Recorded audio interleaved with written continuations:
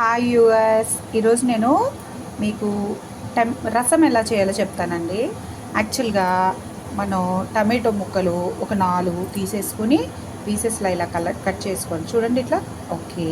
Just ఈ size చింతపండు, అంటే చిన్న నిమ్మకాయ అంత చింతపండు, తర్వాత పచ్చిమిర్చి, కరివేపాకు, తర్వాత కొత్తిమీర, ఇవన్నీ నానబెట్టేసుకోవాలండి. నాన్నాక దాన్ని బాగా క్రష్ చేసేసి, చూడండి నా పోపుల డబ్బా. ఇందులో ముఖ్యంగా ధనియాలు చాలా ఎక్కువ ఉంటాయండి. యాక్చువల్గా నేను ధనియాలు ప్రతి వంటలో కూడాను, అంటే కూరల్లోన, రసంలోన కంపల్సరీ అండి వేస్తాను.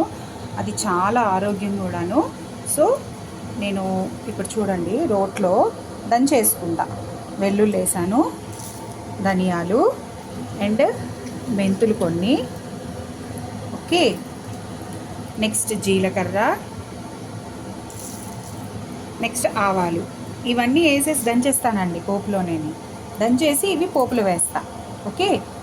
చూడండి దీన్ని మొత్తం ఇలా క్రష్ చేసేసాను. సో ఈ పిప్పంతా తీయకూడదండి. ఇది ఉంటేనే మనకి రసం మసిలేటప్పుడు దానిలో ఉన్న కన్సిస్టెన్సీ అంతా దిగుతుంది.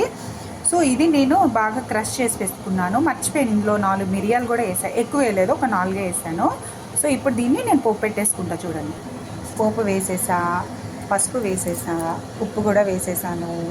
ఇంకా అసలైన ఇంపార్టెంట్ థింగ్ ఈ పిండి అండి.